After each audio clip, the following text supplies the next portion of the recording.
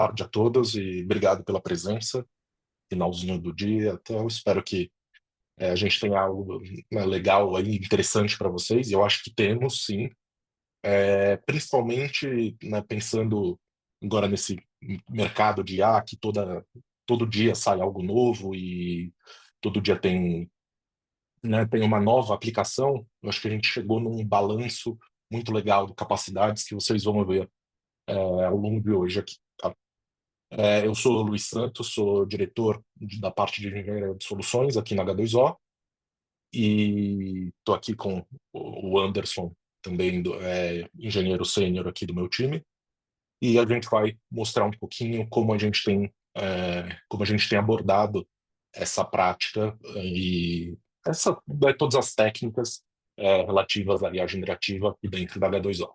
Tá? Mas acho que primeiro vale começar explicando justamente o que foi esse primeiro lugar no Benchmark Gaia. Vou falar bem por cima aqui, é, mas acho que o Anderson vai conseguir aprofundar um pouquinho mais. Mas o mais interessante disso aqui, desse benchmark, é que ele é um benchmark feito e pensado para tarefas relevantes ao dia a dia de negócios. Então, pensa assim, o que é um benchmark, né, no final das contas? Começando desse ponto, um benchmark é um conjunto ali de questões que eu tenho as respostas, né, para essas questões, e eu espero que um sistema de IA generativa, um sistema multiagente, consiga responder a essas perguntas de uma maneira satisfatória, né? E esse foi construído com perguntas que não são são coisas assim que você conseguiria através de uma pesquisa bem feita no Google. Ou eu vou fazer a pesquisa, encontrar uma página e aí no meio dessa página tem essa informação. Ou, por exemplo, tem perguntas que são literalmente acesse tal vídeo do YouTube e verifique o que foi falado ao minuto 3:50 e junte isso com uma outra informação e me entregue uma análise disso. Então, assim, são umas coisas bem legais. Esse teste, é claro, também é calibrado com um ser humano fazendo essas tarefas, né? E aí a gente vê que uma pessoa com uma graduação consegue chegar a 92% nesse teste, e hoje o melhor resultado está sendo da H2O em 65,1. E aí a gente tem times da Microsoft, times do Google, times de outras empresas fazendo, né, subindo as suas próprias predições e tendo resultados ali na casa dos 50%, mais ou menos. E a gente conseguiu um distanciamento bem legal do segundo colocado, né, também 15 pontos à frente, justamente pela qualidade do processo em que a gente colocou na nossa ferramenta, e vocês vão ver um pouquinho mais disso hoje. Tá? Mas até indo, né, dando um passo atrás, vamos falar do que é a H2O, né? Acho que alguns de vocês já devem conhecer, eu vejo alguns nomes aqui que eu já conheço de outros carnavais, mas tem gente aqui que é nova, não conhece a H2O, né? A gente é uma empresa que foi, né, criada ali em 2012, focada em machine learning, então temos aí algumas coisas, alguns produtos lançados de maneira de código aberto que são utilizados por várias empresas, são utilizados pela comunidade em geral de machine learning, né?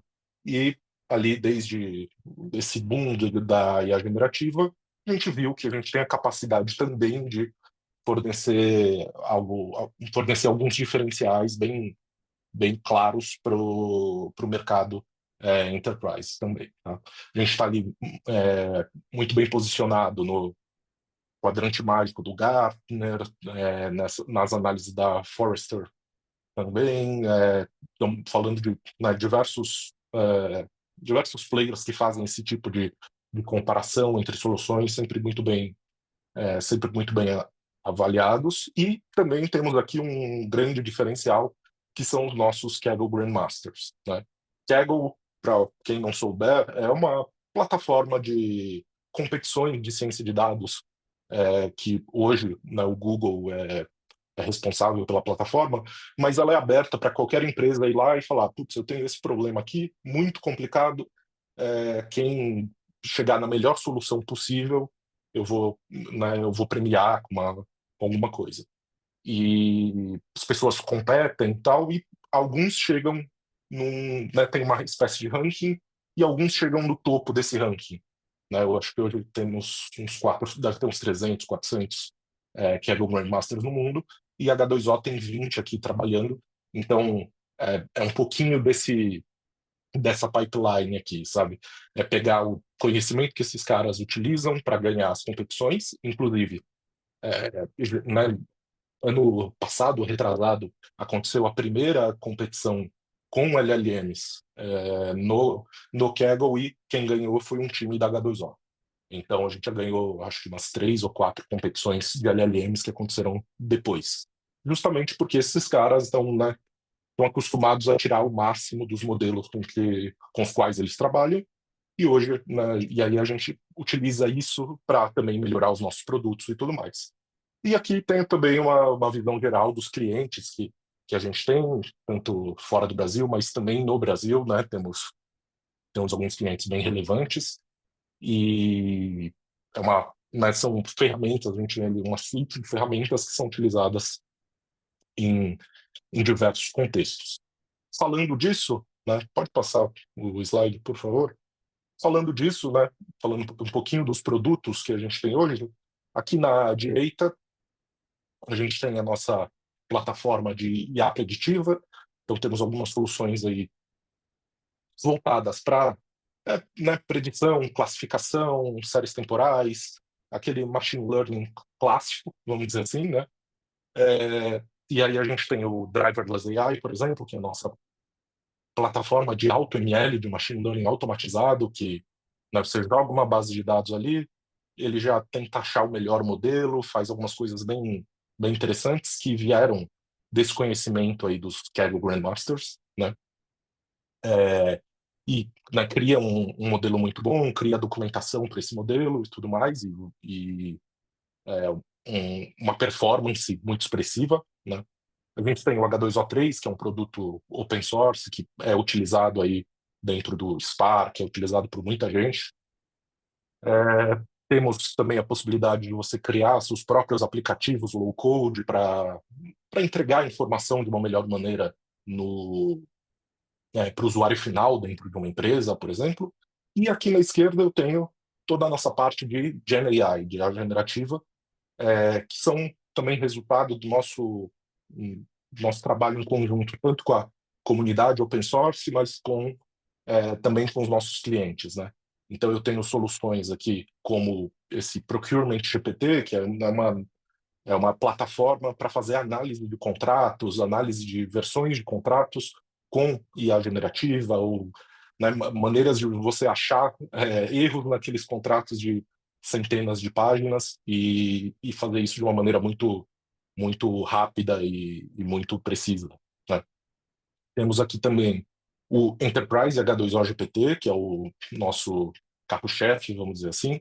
É a plataforma onde você consegue interagir com diversas LLMs e utilizar isso é, nos seus próprios dados. Então, e aí pode ser instalado tanto numa cloud, né, ou na forma como a gente oferece esse software, mas eu acho que o mais interessante aqui também é que ele pode ser instalado até on-premises. Então, ele oferece todo aquele back-end de você poder hospedar seus próprios modelos e fazer isso de uma maneira bem simples e disseminar em toda a organização.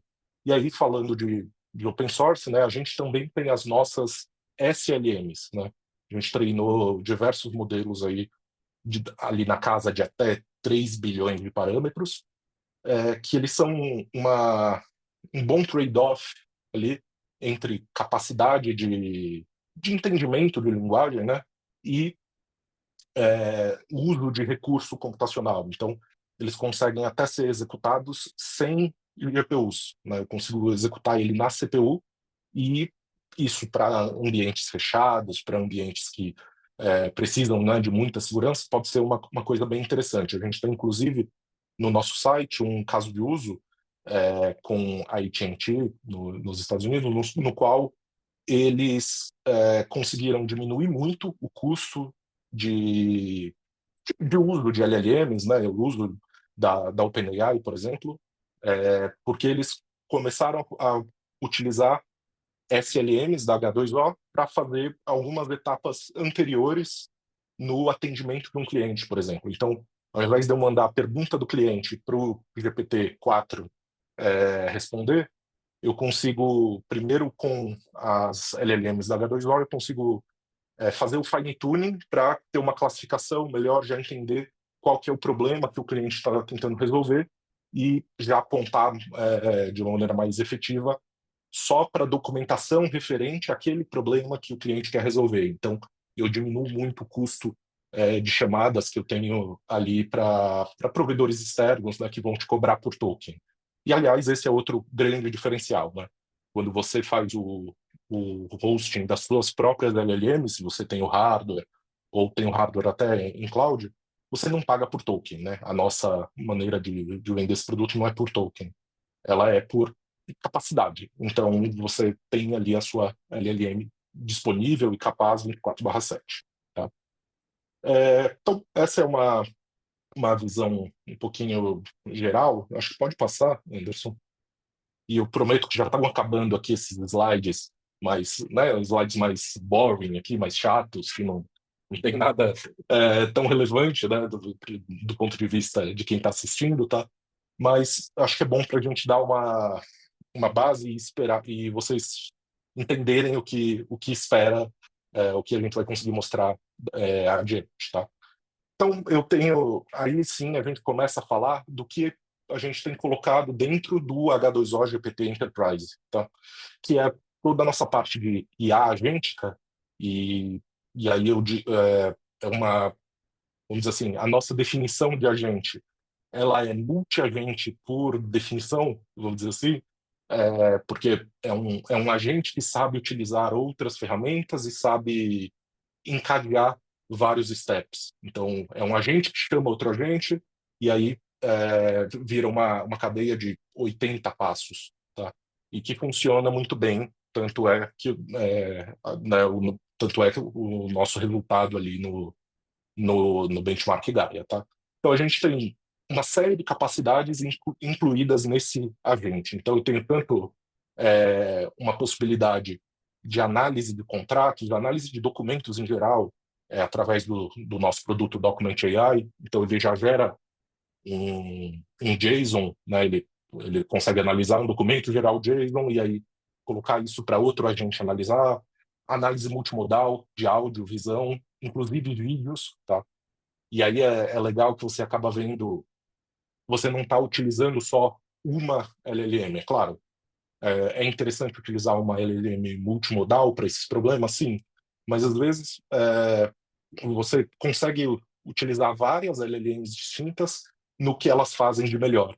Então eu tenho ali um modelo, por exemplo, o Llama 3.3, que tem capacidades de visão, né? Ele é bom para utilizar essas capacidades de visão, mas no geral ele não é tão bom quanto né, o Llama 405B, por exemplo. Então eu consigo utilizar o 90B, se eu não me engano, para fazer a análise das imagens e depois, com a análise feita, utilizar outra LLM para fazer o resto da análise, né? Então a gente tem também parte de criação de código, de fluxos de trabalho. Deixa eu ver aqui. Roteamento de modelos. Também a gente consegue automaticamente identificar né, a pergunta do usuário ali e mandar para a LLM mais adequada para aquela função. Eu não vou ficar sempre batendo na API mais cara, né? E tem toda uma parte de guardrails e análise das respostas que as minhas LLMs estão dando para os meus usuários, tá? Então eu tenho tanto uma parte de guardrails para evitar que ele né, vaze informação sensível. Então, coloque, por exemplo, o CPF da pessoa numa resposta a essa pessoa, ou eu consigo até fazer algumas checagens em relação ao conteúdo da resposta e ver se ele copiou essa resposta verbatim, né, literalmente de algum documento que eu tenho, que é a minha referência. Então, tem toda uma suíte que permite você fazer esses testes entre modelos e verificar qual que é o melhor modelo para a sua tarefa em específico, tá?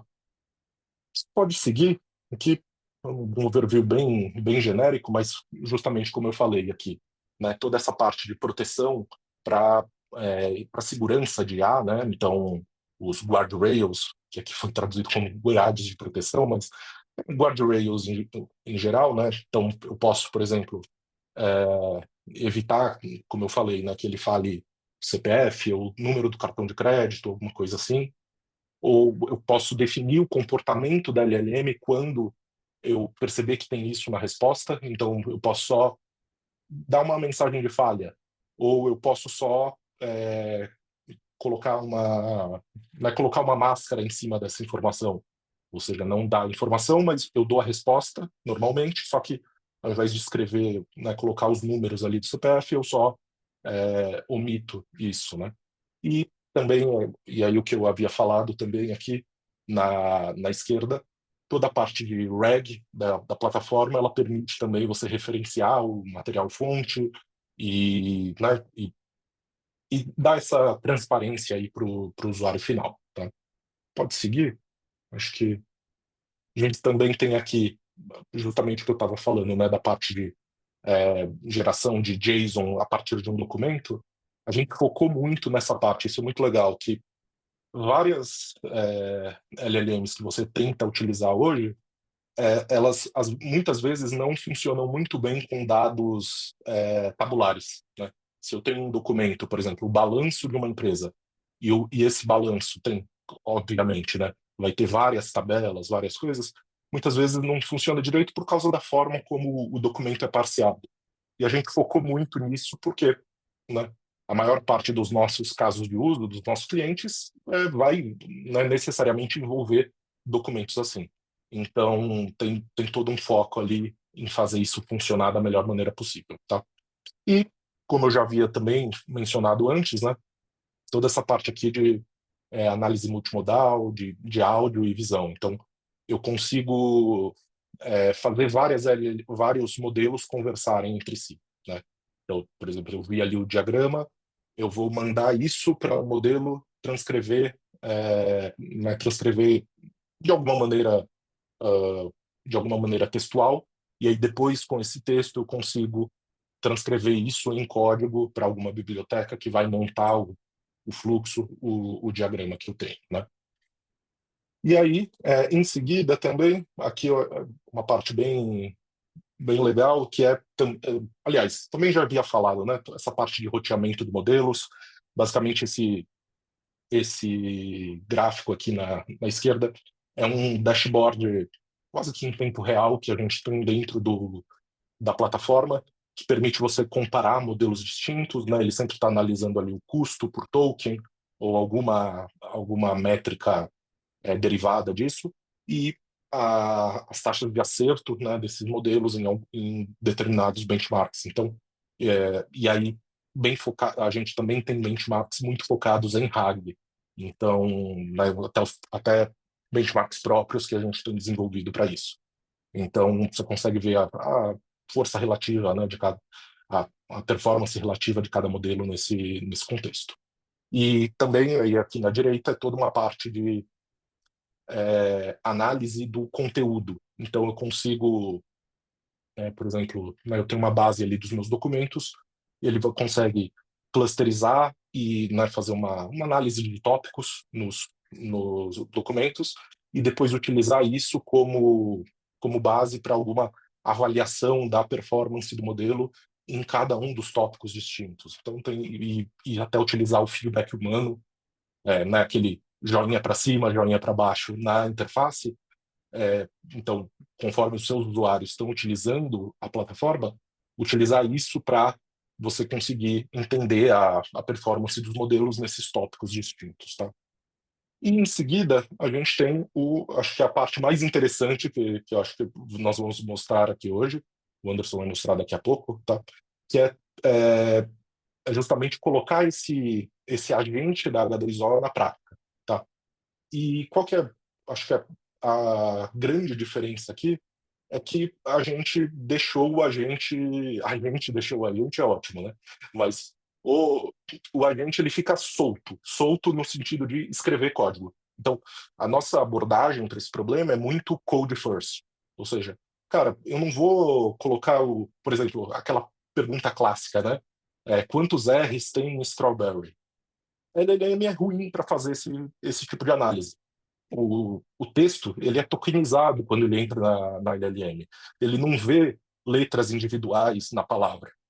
Ele vai ser péssimo para contar que tem 3 R's na palavra strawberry. Por que eu, ao invés de fazer isso, eu não dou liberdade para o modelo escrever um código que aí sim vai contar quantos R's tem na palavra strawberry e te dar uma resposta precisa. Então, essa é toda a ideia da nossa abordagem de agentes. A gente tem ali um ambiente Python exclusivo para o modelo, né, todo uma sandbox, vamos dizer assim, onde ele tem completa liberdade, que é uma coisa que a gente não vê nos modelos de outras, nas interfaces, aliás, para interagir com os modelos de outros fabricantes, porque eles sempre estão, às vezes, acho que, puxando o freio de mão um pouquinho, né? Então, por exemplo, aqui do lado a gente tem uma interface, a interface ali do ChatGPT, onde ele não consegue fazer o download de um dataset externo para fazer análise em cima disso. Enquanto a gente consegue até conectar ali nos seus próprios datasets para fazer algum tipo de análise. Então fica uma coisa muito aberta e muito poderosa para fazer esse tipo de, de análise profunda que requer utilização de código ou que vai ser muito melhor através da utilização do código, tá? Pode seguir, Anderson. E aí, esse aqui, já vou dizer o meu último slide. A partir daqui, o Anderson é, vai tomar a dianteira e conseguir mostrar para vocês isso até um pouquinho na prática, né, mostrar como funciona dentro da plataforma. Mas esse é um outro ponto bem legal que a gente está conseguindo integrar a parte de IA generativa na nossa IA preditiva. Então, por exemplo, né, eu quero fazer um modelo de predição de séries temporais. Posso pedir para o agente escrever esse modelo e, né, eu dou o dataset e fala, tá, tenta prever aí tantos meses adiante desse dataset. Posso fazer isso? Posso. Mas o, a quantidade vamos dizer assim, ele vai sempre tentar ir por um caminho mais simples, né? Ele não vai fazer o melhor modelo possível para aquele problema. Ele vai tentar aplicar técnicas né, já conhecidas, vai aplicar uma regressão linear, um ARIMA, alguma coisa assim, e vai te entregar, beleza, é o resultado do modelo? Mas talvez não seja o melhor modelo possível que você teria para esse caso de uso. Enquanto, utilizando as outras ferramentas que a H2O já desenvolveu, a gente consegue simplesmente ter ali um agente de driverless AI. Ou seja, eu vou receber o dataset, jogar para o driverless AI, mudar algumas configurações, gerar o modelo e falar desse modelo de volta na interface de IA generativa. Então, isso dá uma capacidade absurda na mão do analista, que conhece muito dos dados com os quais ele está interagindo, mas conhece pouco de programação para fazer código, para fazer modelo, etc. Esse cara consegue utilizar a generativa para produzir muito mais, para entregar muito mais ali no seu dia a dia. Tá? E aí, em seguida, a gente volta para o Gaia, né? Eu acho que o Anderson vai conseguir falar um pouquinho para vocês sobre como funciona tudo isso e como isso acontece dentro da nossa interface. Tá? Então, muito obrigado aí pela presença. Vai lá, Anderson. Boa, perfeito. Obrigado, Luiz. Obrigado pela introdução. E, bom, é isso. Eu sou o Anderson, sou engenheiro de soluções aqui da H2O e vai ser um prazer poder conversar um pouco com vocês sobre essa parte de agentes, que é algo que vem crescendo demais, né, em todo o mercado e todo o cenário de inteligência artificial. É o grande passo, né, em direção a essa inteligência mais generalizada, né?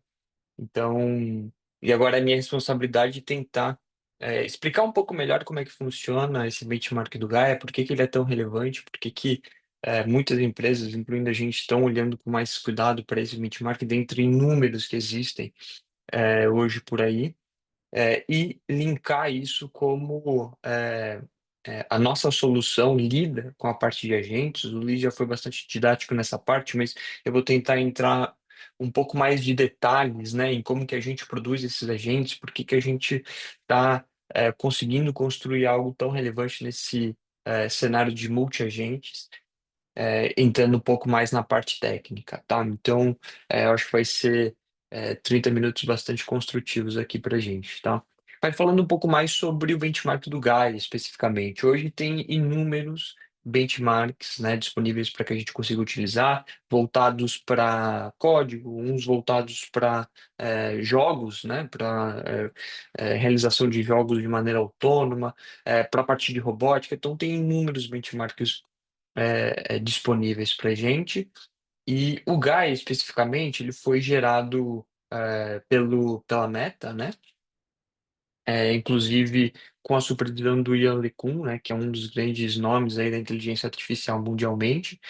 E a gente gosta bastante desse benchmark porque ele é muito voltado para desafios e problemas que fazem parte do dia a dia de negócio, análise de dados, análise de arquivos, buscas específicas, buscas mais aprofundadas, eh, raciocínio lógico envolvendo diferentes etapas, um planejamento detalhado do que você precisa fazer de antemão para atingir um determinado resultado, né? Isso vai ficar mais claro depois com alguns exemplos, mas são coisas que normalmente são feitas por analistas, por colaboradores em diversas áreas de negócio. É por isso que isso acaba sendo tão relevante para as áreas de negócio, tá?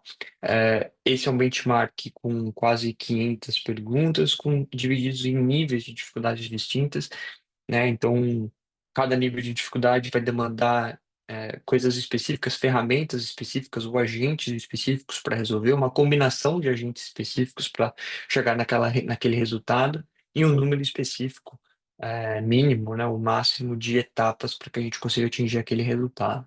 Então, toda essa complexidade, essa relevância faz com que esse benchmark seja uma boa ferramenta de avaliação, não só de LLM, mas de LLM voltado para essa parte de agentes, tá? O que por si só é uma dificuldade, né? Eu acho que se todos vocês estão aqui, tenho certeza absoluta que todos vocês já tiveram algum contato de maior ou menor grau com modelos de LLM, vocês sabem a dificuldade que é, avaliar e ter uma relação entre respostas, qual que é a resposta mais acurada, né? Qual que é a melhor resposta? Às vezes você tem duas respostas corretas, mas uma está mais completa do que a outra. Então, a avaliação desse tipo de modelo é super complicado. A avaliação desse modelo para a área de agentes é ainda mais complicado. E o Gaia tenta suprir essa dificuldade, trazendo problemas do dia a dia para a área de negócio que são super relevantes. Como eu disse, são divididos em níveis distintos, né? E cada nível tem uma certa complexidade, tem certos requisitos, né, a serem esperados, pelo menos, né? Então, perguntas mais simples, é uma quantidade menor de passos esperados, talvez uma quantidade menor de ferramentas a serem utilizadas, né? Às vezes é só uma busca específica né, na internet, só uma avaliação específica de um vídeo. No nível 2 você já começa a ter algo mais complexo, então mais etapas. Então você tem uma avaliação, uma busca, depois uma avaliação de um arquivo, a abertura de um arquivo específico, e depois a interpretação desse resultado, uma análise específica através de um código em Python, por exemplo, né? Então você tem que abrir uma planilha, buscar uma informação, fazer um cálculo, relacionar isso a uma busca específica na internet. Então aí já demanda um nível mais sofisticado de planejamento de ações, de planejamento de tarefas que você precisa fazer, ferramentas distintas, que aqui se traduzem em agentes distintos, um agente específico para fazer busca na internet, outro para análise documental. Então começa a ter um nível mais complexo de resolução e até chegar no nível 3 que tem perguntas super sofisticadas que demandam até 50 passos esperados. E esses passos esperados, etapas esperadas, é com base no que o humano faria para resolver aquele problema, né? Então, abri essa página, fiz essa busca, coletei essa informação, relacionei com tal informação. Então, é, é sempre com base no que um humano faria, e você tem, né, problemas muito, muito sofisticados, e é por isso que torna desse benchmark uma ferramenta super relevante para que a gente consiga, de fato, avaliar a qualidade de implementações, não só a qualidade do modelo, né, da LLM, mas a qualidade da implementação dos agentes em cima desse modelo. Grande parte das respostas enviadas para esse benchmark são feitas com base no Claude 3.5, é, mas independente do modelo, o framework do agente é muito mais relevante para a qualidade da resposta no final das contas, tá?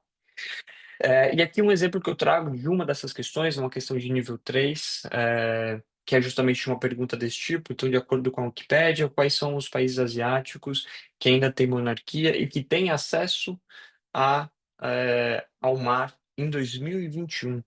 Né? Então, aqui a resposta é 12, e os passos listados são aqui à esquerda, que você teria que fazer. Parece uma pergunta simples, né? Mas aqui você precisa, de maneira autônoma, que essa ferramenta multiagêntica, né, consiga ter diversas ferramentas. Então, primeiro, pesquisar na internet, monarquias asiáticas, depois ir nos resultados da pesquisa, mudar a aba do histórico ali da Wikipédia para navegar até a revisão de 2021, porque a pergunta é especificamente sobre a revisão de 2021, ler os artigos de cada uma dessas monarquias e depois analisar de alguma forma se aqueles países têm acesso ao mar ou não, né? Então você pode acessar o Google Maps, pode ter uma análise da imagem, né?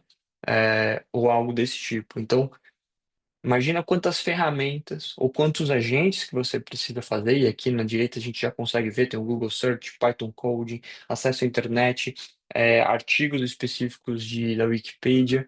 Então você tem diversas ferramentas sendo ativadas, né, de maneira iterativa para que a gente consiga chegar no melhor resultado. E a palavra iterativa aqui é a chave, tá? Porque no final das contas a gente, o que e eu vou entrar bem mais em detalhe nisso posteriormente, mas o que a nossa solução está fazendo é justamente criando um planejamento do que ele precisa fazer de antemão, quais são as etapas que ele precisa acessar, e depois navegar nessas etapas, né, nessas ferramentas. Então, ele vai fazer uma pesquisa, pode surgir algum erro, depois ele vai tentar contornar esse erro, mexendo no código, mexendo na maneira com que ele fez esse acesso.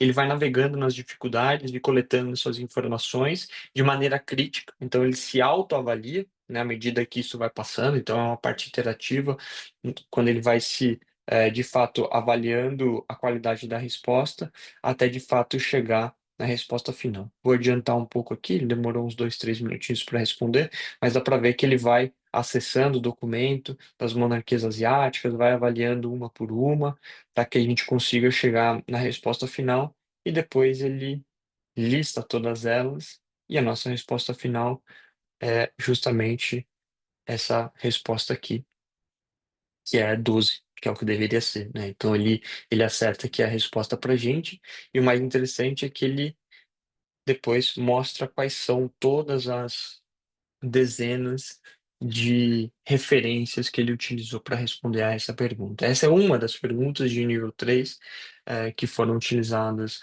dentro do benchmark do GAI, tá? Então são quase 700 são, perguntas dessa natureza, tá? Então são super relevantes, e com base nisso você acaba tendo a sua qualidade, o seu score em cada uma desses níveis, né? O nível 1, nível 2, nível 3, depois a sua média é justamente com base nisso, na resposta dessas perguntas, e são perguntas divididas em validação e teste, né? Então, toda uma estratégia de benchmark para garantir que nada realmente seja uma avaliação justa, e aqui é onde a gente consegue, né, ficar em primeiro no ranking, dentre muitas outras soluções de outras companhias também, tá? Mas falando um pouco sobre agentes, como é que essa parte de AI agêntica está sendo lidado, né? E o que que isso significa, né? Qual que é a grande mudança em termos conceituais, né? Sobre esses agentes com relação ao que a gente já tinha antes, um chatbot, entre aspas, convencional, né? Que a gente consegue utilizar ali com o ChatGPT ou outras ferramentas à nossa disposição. O que que exatamente muda? E aqui a gente gosta de pensar que nada mais é do que uma trajetória, né? Que a gente, quando eu falo a gente, não só H2O, mas todo mundo que trabalha com inteligência artificial busca, que é uma inteligência cada vez mais geral e genérica para a execução de tarefas, né? Então, quando o ChatGPT começou, né, e depois vieram diversas outras soluções, incluindo a nossa, eram muito mais focadas na parte do modelo em si, né, da LLM, e que já era extremamente poderoso, mas que se baseava muito na memória ali daquela conversação, né, daquela conversa, suportava multi-idioma, mas se baseava muito na intuição das respostas, no que ele já tinha visto para treinar, no que ele já tinha, que ele já tinha, né, de maneira direta ou indireta, tido acesso durante o treinamento para responder, né? Então, fazendo até uma analogia ali do sistema 1, sistema 2, né, do pensar rápido e devagar, ele era muito mais intuitivo nas respostas, e justamente por conta disso tinha muitos problemas de alucinação e tudo mais, porque tinha vários problemas nesse sentido. E depois a gente começou a construir soluções satélite para garantir que, primeiro, você começasse a ter um pensamento lógico maior, uma compreensão contextual também maior, e uma memória mais profunda para análise de problemas mais complexos, né? Então a gente começou a criar sistemas mais complexos para garantir um uso mais escalável, mais seguro desses modelos, né? Então sistemas de RAG, então sistemas mais de buscas mais complexas também. E depois, naturalmente, a gente começou a atender para soluções onde o sistema ficasse cada vez mais autônomo, né? Com a capacidade de executar tarefas de maneira mais autônoma. E não só executar as tarefas, mas isso é um ponto super importante. Não só executar uma tarefa que eu pedi, mas de maneira autônoma.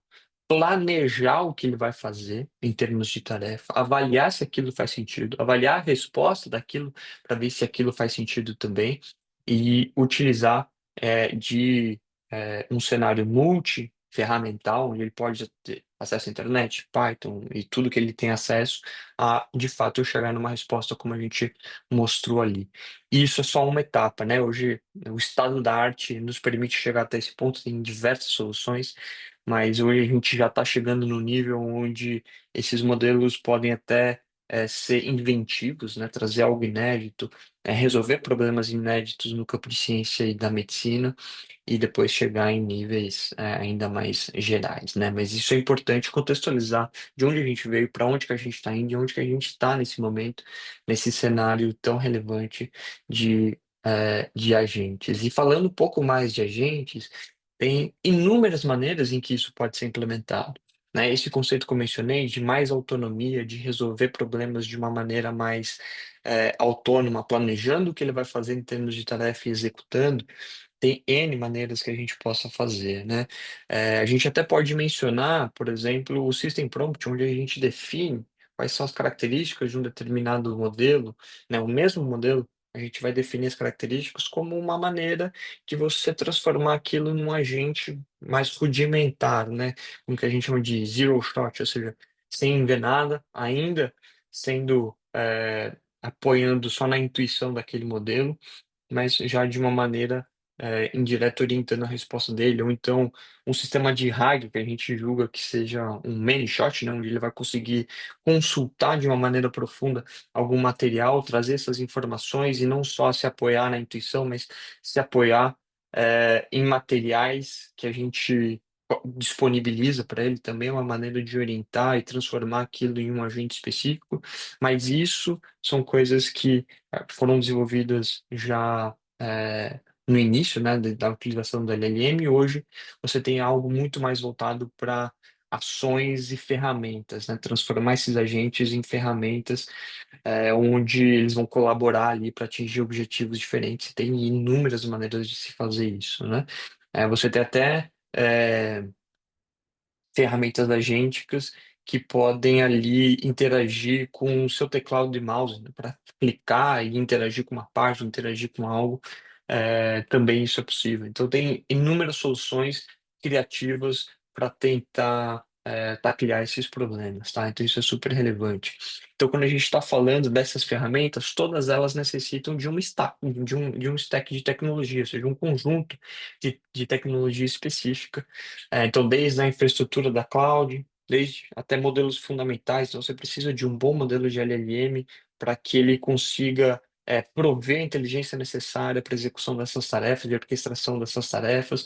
Depois, uma camada de orquestração desses agentes, ou seja, planejamento de cada um desses múltiplos agentes, saber quais ferramentas que você vai utilizar, em que momento, quando, como avaliar essas ferramentas, né? Então, isso é super importante de maneira iterativa avançar.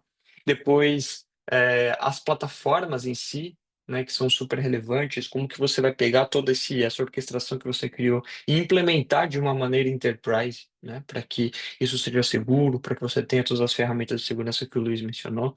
Tudo isso é super relevante e depois no final, é, potencialmente gerar um aplicativo específico ou uma visualização específica para que a área lá na ponta consiga usufruir isso também, de uma maneira bastante didática ali, de uma maneira bastante colaborativa, tá?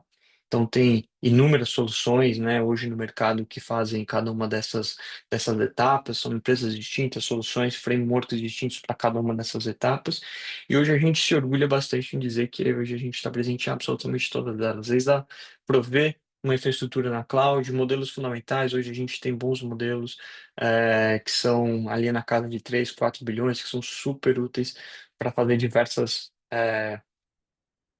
atividades.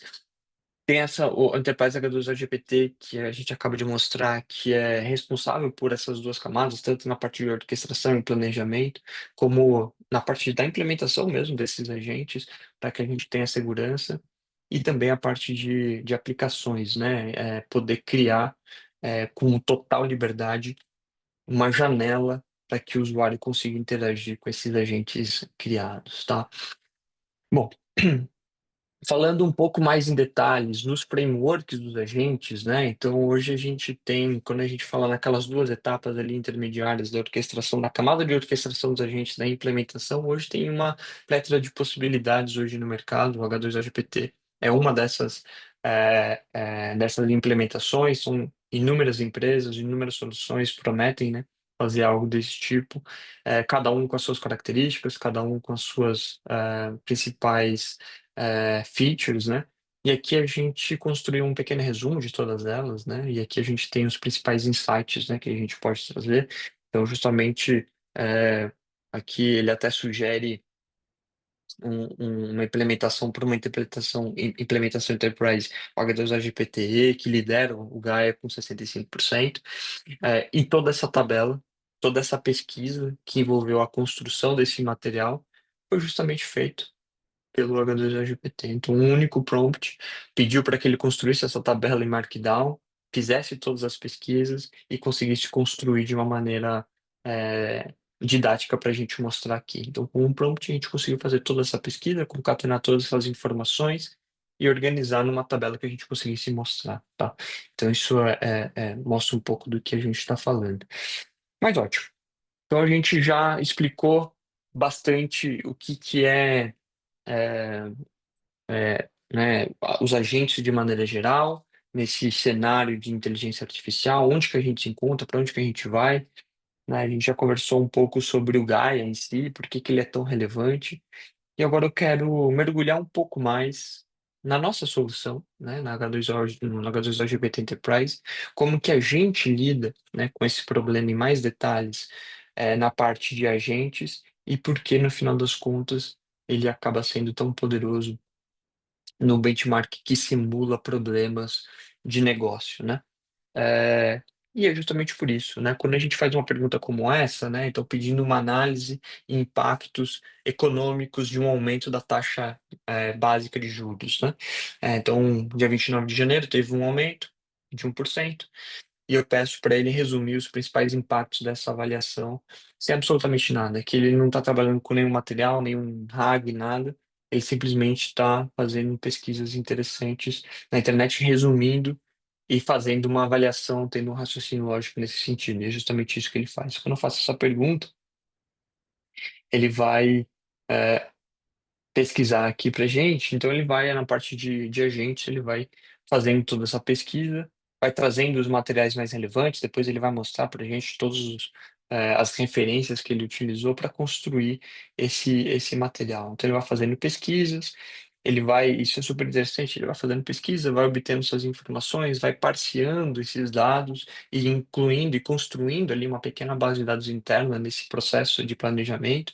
Então, aqui a gente já consegue ver alguns pontos importantes. O primeiro, planejamento, né, de fazer o que ele precisa dentro dessa família gigantesca de ferramentas ou de agentes que ele pode utilizar. Então, busca de imagem na internet, código em Python, eh, busca no navegador, download de vídeo na internet, tudo que ele pode ter ali de ferramental, o que ele vai julgar como mais relevante para utilizar nesse problema, como que ele vai utilizar isso na prática, como que ele vai avaliar de maneira iterativa os resultados que ele vai obtendo para garantir que o sucesso seja garantido da nossa resposta. Então ele vai juntando todas essas informações, ele vai fazendo novas pesquisas, ele vai juntando e depois lá no final, depois de algum tempo, ele vai, aqui durou 2, 3 minutos, né, a nossa pesquisa, ele vai resumindo para a gente tudo que ele encontrou nos materiais, no setor produtivo, no mercado financeiro, todos os impactos econômicos ele vai eh, relacionando com o que ele viu e buscou, tá? Então isso é super interessante. E aqui eu gosto de destacar alguns pontos importantes, né? Então ele julgou, ele viu quais ferramentas, quais agentes que ele poderia utilizar nessa resposta multiagêntica e soltou para a gente nossa resposta. Dentre essas ferramentas, eu gosto de destacar algumas, tá? Que são essas aqui. Primeiro, o H2O Driverless AI. Então, ele tem à disposição dele, né, talvez hoje um dos principais, se não o principal, a principal ferramenta de AutoML de AI preditiva que existe hoje no mercado.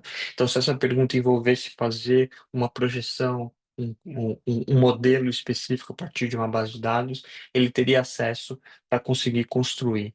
E depois, uma parte super relevante que eu destaco aqui embaixo, é justamente a possibilidade de utilizar o RAG, né? Que são ferramentas de busca. Então, aqui ele vai poder fazer buscas mais profundas e no banco de dados, né, da instituição, para garantir que todas as respostas sejam fundamentadas em materiais utilizados, né? Então, a partir desse momento, a gente pode, por exemplo, passar uma pergunta específica sobre um processo, né, legal, né, com todas as peças jurídicas de um processo e pedir para ele fazer, construir uma linha do tempo, um diagrama, é, é, enfim, um relatório que possa envolver ou então relacionar com jurisprudências de tribunais superiores, né, que ele vai poder pesquisar na internet e fazer essa correlação. Então, tudo isso demanda um planejamento, acesso a ferramentais e depois um raciocínio lógico para incorporar tudo isso dentro de uma resposta, tá? Então, é justamente esse fluxo, né, que a gente tem dentro dessas informações. Então, coletar os dados, setar os prompts corretos, né, para poder chegar e fazer o planejamento, depois planejar quais são as ações, fazer todos os códigos necessários para execução, e aqui as etapas 3, 4 e 5 são etapas iterativas, né?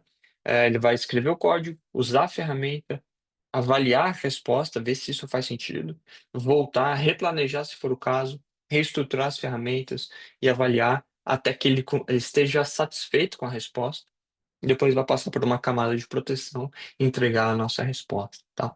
Então, algo desse tipo. Eu não quero é, inundar vocês de informações muito específicas, mas eu quero aqui deixar alguns pontos importantes, né? Então, o usuário vai ter a possibilidade de ajustar a acurácia, o tempo que ele quer para cada etapa, né? Se ele quer que o modelo gaste mais tempo, né, para cada uma dessas etapas ou não. Depois ele vai planejar. Então a etapa 2 de planejamento é super relevante, né? Ele vai pegar todas as informações, seja documentos, imagens, a própria pergunta do usuário e vai planejar. Isso é super relevante e entrar na parte conversacional do modelo que a gente viu ali nas imagens, tá?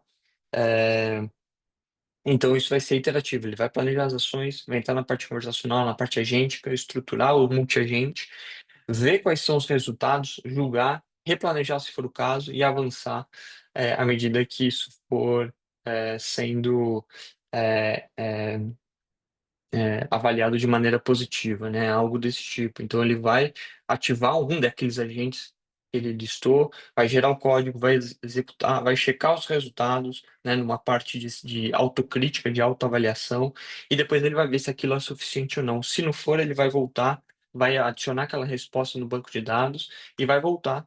Acionar um outro agente, ou refazer aquilo, ou reestruturar caso tenha dado um erro, até que ele esteja satisfeito com aquela resposta e ele julgue ali na autoavaliação, na autocrítica, que aquilo de fato está respondendo à pergunta. Depois disso passa por um assessment final de segurança e depois entrega a resposta para a gente no final das contas. E isso é super relevante porque quando a gente constrói um framework desse tipo, você tem inúmeros desafios em diversas frentes, com diversas dificuldades, níveis de dificuldades distintos específicas, tá? Então, aqui são só algumas das dificuldades que a gente teve que sobrepujar para construir algo desse tipo. É, de todas elas, eu destaco uma das mais complicadas, que é o controle de alucinação, né? Então, imagina, uma resposta única do modelo já é propensa a alucinar. Imagina algo iterativo, onde você vai, de maneira, gradual, sempre coletando mais informações e reestruturando a sua pergunta, a probabilidade de alucinação é super, super relevante. Então, para isso, a gente acaba sempre tomando muito cuidado com a parte de autoavaliação para garantir que cada etapa seja feita de uma maneira muito cuidadosa e essa autocrítica seja sempre fundamentada no que ele utiliza como fonte de informação. Tá? E para encerrar, muito rapidamente, eu quero passar alguns exemplos interessantes, né? Acho que o exemplo mais interessante aqui que pode ser útil para a gente é esse daqui, que é um exemplo super legal, onde a gente faz uma pergunta específica a partir de uma fonte de dados. Então a gente entrega para ele uma planilha e faz uma pergunta e pede para ele fazer uma análise, né? Uma análise um pouco mais aprofundada, que demanda algum código, é, né? Algum raciocínio lógico. Não é só pegar uma informação, mas ele tem que coletar informações distintas daquela planilha e construir, é, fazer uma conta específica, tá? Então, e é isso que ele constrói, né? Quando a gente passa essa informação para ele, ele vai, né? Eu clico aqui em usar agente, manda essa pergunta, e é isso que ele vai fazer, né? Ele vai construir para a gente todo o ferramental, vai construir o código em Python para a gente, vai coletar, vai abrir essa informação, vai fazer o download dessa informação, né? Que ele estava no S3, então vai ter o acesso e vai construir isso para a gente, e depois ele vai plotar e vai trazer para a gente o resultado final desse resultado, né? Então isso é super relevante, mostra para a gente a capacidade de interagir com bancos de dados distintos. Posso muito bem passar para ele credenciais específicas e integrações específicas de banco de dados, fazer perguntas para que ele vá, busque um conjunto de informações, traga, faça uma análise para a gente e solte um relatório, um gráfico, um modelo de projeção ou algo desse tipo, né? Então, é justamente com isso que a gente, com esse conjunto de ferramentas, que a gente consegue levar em conta e agora fazendo, né, a volta e trazendo a tona no Gaia de novo, é justamente com esse conjunto de ferramentas que a gente consegue se destacar bastante, justamente no benchmark, que traz é, como grande objetivo simular cenários relevantes para diferentes negócios, tá? E quando a gente faz uma comparação mais aprofundada entre agentes específicos e a gente vai compartilhar esse material, é, a gente, quando a gente, né, expande, né, características específicas desses modelos, né, desses frameworks, né, o Google Search, o Google Deep Research, o AI Operator, que é super relevante, principalmente nos Estados Unidos. Cada um tem as suas vantagens e desvantagens, e aqui a gente tenta trazer uma solução bastante compreensiva nesse sentido de responder diretamente às perguntas, mostrar o progresso, fazer buscas diversificadas não só na internet, mas utilizar um sistema avançado e enterprise de RAG, né, onde a gente consiga alimentar com os materiais da instituição, fazer uma integração passo a passo com todo o processo ali e que seja rápido no final das contas, né? Perguntas simples, poucos minutos, perguntas mais complexas, não falhar, né? Ele saber com que a gente conseguir dimensionar quanto de esforço que eu quero que esse meu modelo utilize naquela resolução específica. E é claro que hoje a gente não para por aqui, né?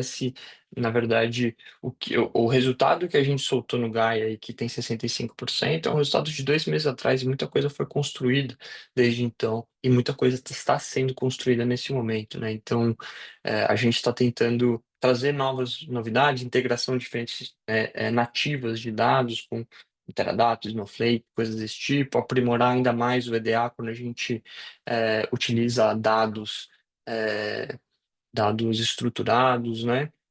Um uso direto de mouse e teclado que também pode expandir um pouco mais até do que a gente está fazendo. É, melhorar e ampliar, né, o controle do usuário dentro desse planejamento das ações, né? Então, esse Human in the Loop, aprimorar ainda mais. Então, trazer ferramentas e features ainda mais avançadas para dentro dessa solução que hoje já se destaca, tá? Então, concluindo aqui, hoje a gente traz, né? Então, hoje a gente tem a oportunidade de conversar um pouco mais de maneira abrangente sobre os agentes, falar mais especificamente do Gaia, do porquê que ele é relevante e como que a gente atua para tentar se destacar nesse benchmark que simula algo que para a gente é super relevante, né? Então, com H2O GPT Enterprise, fazendo um RAG multimodal avançado, um roteamento desses modelos de LLM, tendo um document AI de geração guiada de JSON, uma avaliação e gerenciamento do risco do modelo, enfim, ter uma junção aprimorada de AI generativa e AI preditiva, né, conjunto com drivers, que é super relevante, tá? E além, é claro, de ter todos os guardrails, os conectores, controles de acesso, então tudo isso para ter uma solução não só eficiente, não só acurada, mas que também esteja pronta para que seja algo enterprise que faça parte da instituição de vocês. Tá? Então, com isso, a gente encerra, agradece a presença de cada um de vocês. É claro que não sobrou muito tempo, 6 horas em ponto, mas se tiver alguma pergunta que a gente possa responder de alguma maneira, a gente vai ficar feliz em fazer. Tá? Anderson, eu vi que tem umas perguntas aqui no Q&A, se você clicar. Perfeito. Ótimo, legal. Tem duas perguntas interessantes. Uma do João, como utilizar a latência de resposta do agente. Isso é super relevante, tá? Porque acho que eu até posso mostrar aqui, deixa eu ver se eu tenho aberta aqui pra gente, que pode ser relevante, porque aqui dentro da nossa solução a gente consegue, inclusive, delimitar o quanto que a gente quer de. Deixa eu ver aqui, compartilhar a nossa solução.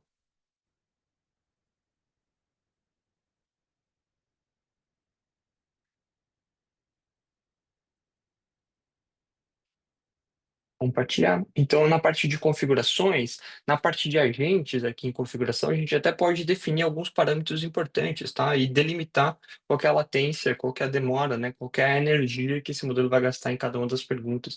Então, a gente tem aqui um quick, ou seja, uma resposta rápida, com menos verificação, uma autocrítica um pouco mais frouxa e com menos interações no meu modelo para que ele consiga chegar na minha resposta, caso aquilo seja um problema mais simples, que demande uma análise mais simples.